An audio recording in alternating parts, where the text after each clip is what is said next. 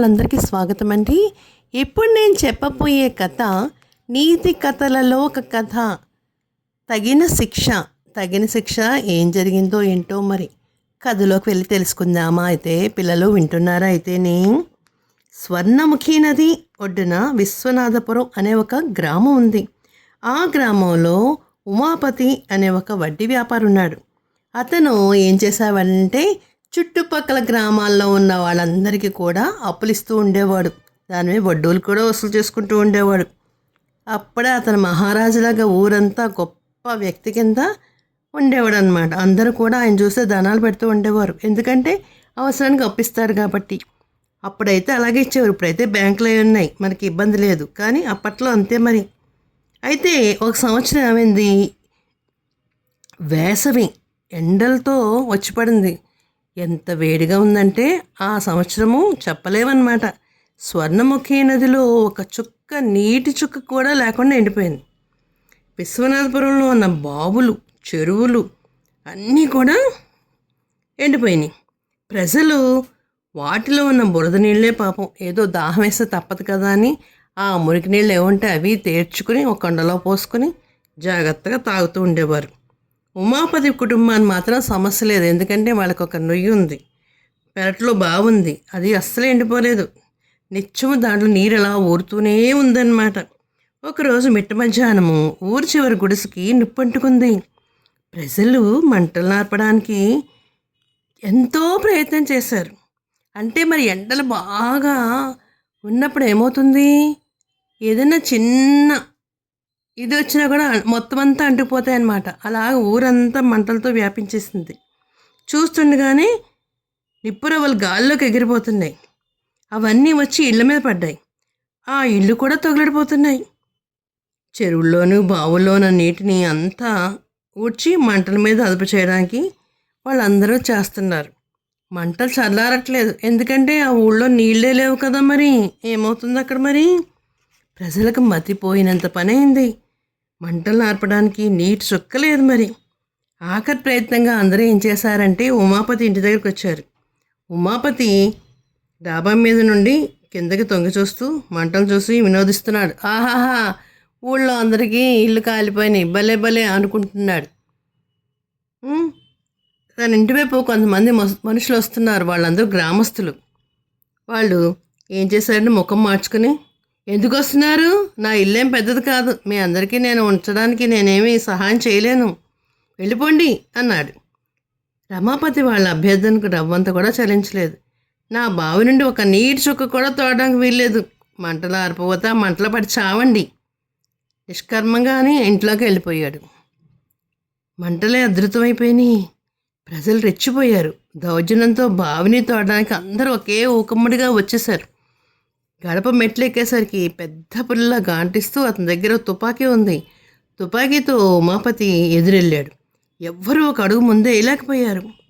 బావినీటికి ఆశలు వదులుకొని ప్రాణాలు నిలబెట్టుకోవాలని మంటలకు దూరంగా ఎక్కడో ఆ లోపల తోటల్లోకి పరిగెత్తేశారు జనమందరూ కూడా. ఊరంతా పూర్తిగా అంటుకుపోతుంది, వీరవిహారం చేసేస్తుంది.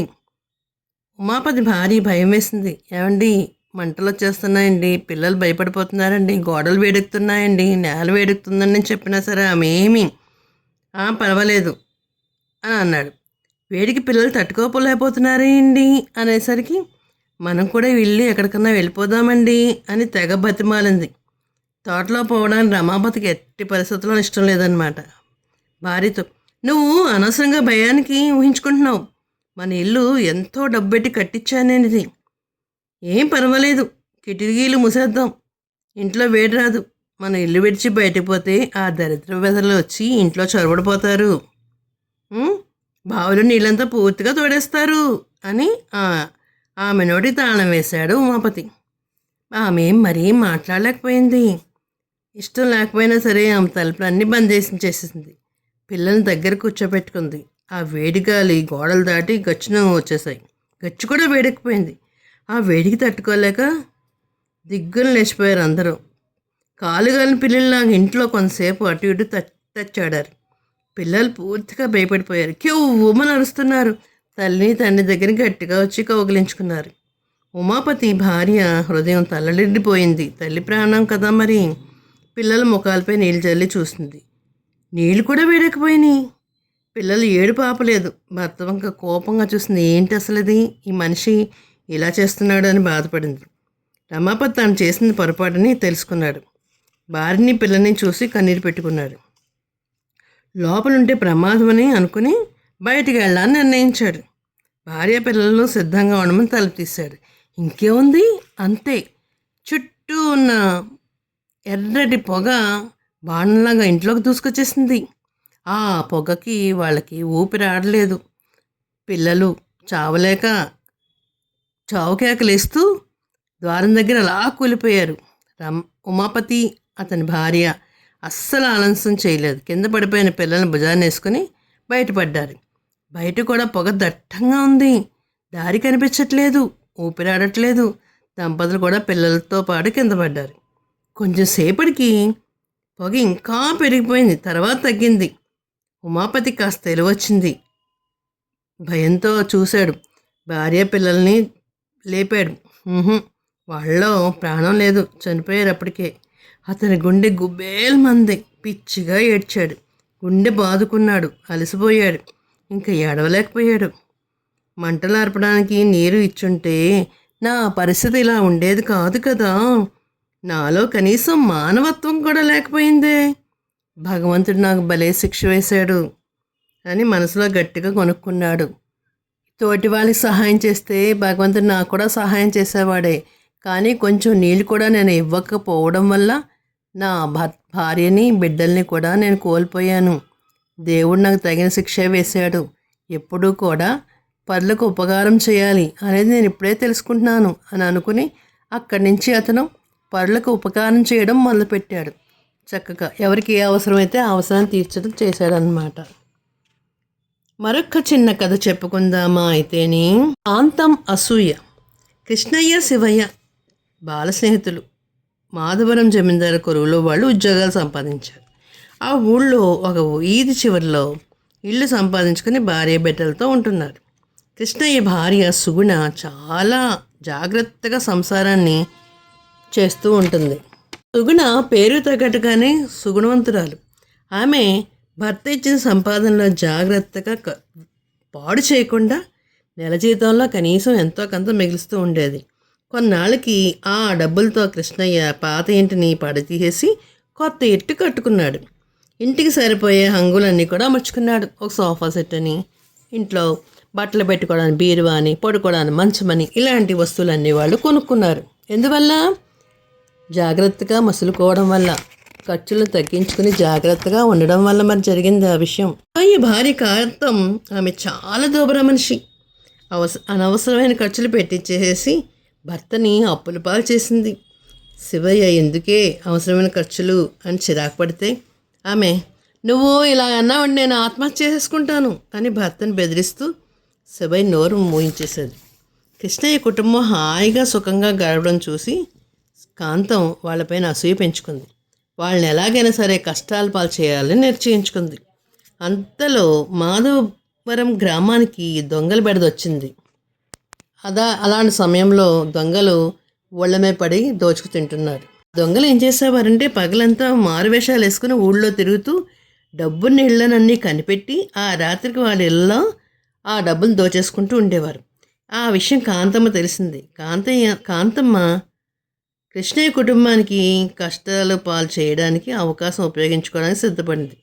ఒకరోజు నా మిత్రులిద్దరికీ నెల జీతాలు వచ్చాయి. డబ్బు పట్టుకుని మధ్యాహ్నం భోజనాల వేళకి ఇళ్ళకొచ్చారు. కాంతం తల విసురుగా చురుగ్గా పనిచేసింది. ఆమె శివయ్యతో, ఏమండి ఊళ్ళో దొంగలు తిరుగుతున్నారు, మన ఇల్లు గట్టిది కాదు, అప్పులు తీర్చడానికి ఊళ్ళో సహకారం చేసేవాళ్ళు ఎవరు లేడు, 2-3 రోజుల్లో కానీ షావుకారు తిరిగి రాడంట, అంతవరకు మీ మిత్రుడు డబ్బు దాచమని కోరండి. మీ మిత్రుడు ఇల్లు గట్టిది కదా, దొంగలు అంత సులభంగా ఆ ఇంటికి కన్నం వేయలేరు అని చెప్పింది. భార్య కొట్ట తెలియని శివయ్య సరే అని చెప్పి కృష్ణయ్య ఇంటికి వెళ్ళి డబ్బు దాయమని చెప్పాడు. కృష్ణయ్య అలాగని చెప్పి సుగుణను పిలిచి డబ్బును బీరువాలో ఉంచమన్నాడు. సుగుణ బీరువాలో దాచేసింది. మిత్రులిద్దరూ భోజనాలు అయ్యాక కచేరీకి బయలుదేరి వెళ్ళిపోయారు. సుగుణ పనంతా పూర్తి చేసుకుని విశ్రాంతి తీసుకోవడానికి వీధి పక్కన గదిలో నడుమాల్చింది. అంతలో వీధి మధ్యన కాంతం మాటలు వినిపించాయి. మా ఇంట్లో దొంగలు పడినా పర్వాలేదండి, ఏ వస్తువులు మాకు లేవు. మా ఆయనగారి జీతం ఈరోజు అందితే ఆ డబ్బు కూడా మా ఇంట్లో ఉంచుకోలేదండి. కృష్ణయ్య గారింటికి డబ్బు దయమని ఇచ్చేసాం. వాళ్ళ ఇంట్లో విలువైన సామాన్లు ఎన్నో ఉన్నాయి, నగా నట్రా కూడా ఉందండి. వాటన్నిటితో పాటు మా డబ్బు కూడా సురక్షితంగా ఉంటుంది. కాంతం ఆ మాటలు ఒక్కసారి కాదు 10 సార్లు వచ్చే పోయే జనాంతో నిలబెట్టి చెప్పింది. సుగుణకు కాంతం కుట్ర అంతా అర్థమైపోయింది. కాంతం అసూయకు ఆమె నొచ్చుకుంది. ఏంటి మనిషి, తన డబ్బులు మా దగ్గరే ఉన్నాయి కదా, జాగ్రత్త పెట్టాలి కదా అని అనుకుని ఏమందంటే, తమ ఇల్లు దొంగల పాలు చేయడానికి కాంతము వీధి మధ్యలో నిలబడి అలా మాట్లాడుతుందని సుగుణకు తెలుసుకుంది. క్షణం కూడా ఆమె ఆలస్యం చేయకుండా విలువైన వస్తువులన్నీ వంట చెరకుకు దాచిపెట్టిన గదిలోకి పెట్టేసింది. తోలు సంచిలో దాచి ఉంచితే డబ్బు బయట తీసి పరుపు కింద పెట్టింది. ఖాళీ తోలు సంచిని బీరువాలో ఉంచింది. చీకటి పడే వేళకి కృష్ణయ్య ఇంటికి వచ్చాడు. కృష్ణయ్యతో ఆమె ఏమీ చెప్పలేదు. పిల్లలకు భర్తకు భోజనాలు పెట్టి పడకలు సిద్ధం చేసింది. అందరూ పడుకున్నారు. తలుపులన్నింటినీ గడియ పెట్టి ఆమె కూడా నడవాల్సింది. ఆమెకు నిద్ర రాలేదు. అర్ధరాత్రి అయింది. గోడ పెచ్చు బెళ్ళున కింద పడిపోయింది. 2 మనుషులు ఇంట్లో దూకేశారు. వాళ్ళ చేతుల్లో పదునైన తీరిన కత్తులు తలతలా మెరుస్తున్నాయి. సుగుణ దొంగలు దొంగలు అని కేక పెట్టింది. భర్త పిల్లలందరూ లేచారు. వాళ్ళు కూడా కేకలేశారు. దొంగలు మండిపడ్డారు. కత్తులతో బెదిరించి అందరి నోళ్ళు మూయించేశారు. గబగబా బీరువా తెరిచి తోలు సంచి బయటకు తీశారు. అంతలో ఇరుగు పొరుగు వాళ్ళ ఇంటి చుట్టూ వచ్చేశారు. దొంగలు గాబరా పడ్డారు. తోలు సంచి పట్టుకుని గోడ కన్నం నుంచి పారిపోయారు. కృష్ణయ్య లభోదిబమ్మని ఏడ్చాడు. సుగుణ తలుపులు తెరిచింది. ఇరుగు పొరుగు వాళ్ళు లోపలికి వచ్చేశారు. కాంతమ్మ శివయ్య కూడా వచ్చారు. శివయ్య చాలా బాధపడుతూ కృష్ణయ్యని ఓదార్చాడు. తన డబ్బు కూడా పోయిందని అతను కన్నీళ్లు పెట్టుకున్నాడు. కాంతం ఏమీ బాధపడలేదు. లోపల సంతోషిస్తూ, వదినా అన్నీ దొంగలు తీసుకుపోయారా అని సుగుణ్ణి అడిగింది. సుగుణ్ నవ్వుతూ, ఏం పోలేదు వదినా, మధ్యాహ్నం వీధిలో నిలబడి నువ్వు అందరితో మా ఇంటి గురించి చెప్తుంటే సరికి నీ అసలు ఏంటో నాకు తెలిసిపోయింది. ముందు జాగ్రత్త పడి దొంగల పాలవకుండా వస్తువులన్నీ డబ్బుని జాగ్రత్తగా దాచేశాను. మీ డబ్బు కూడా పోలేదు, తీసుకోండి అని పరుపు కింద దాచించిన సొమ్మును తీసి శివయ్యకి అందించింది. శివయ్య కాంతం వైపు చూశాడు. కాంతం సిగ్గుతో తలంచుకుంది. అందరి ముందు తన అసూయ బయటపడినందుకు చాలా బాధపడింది.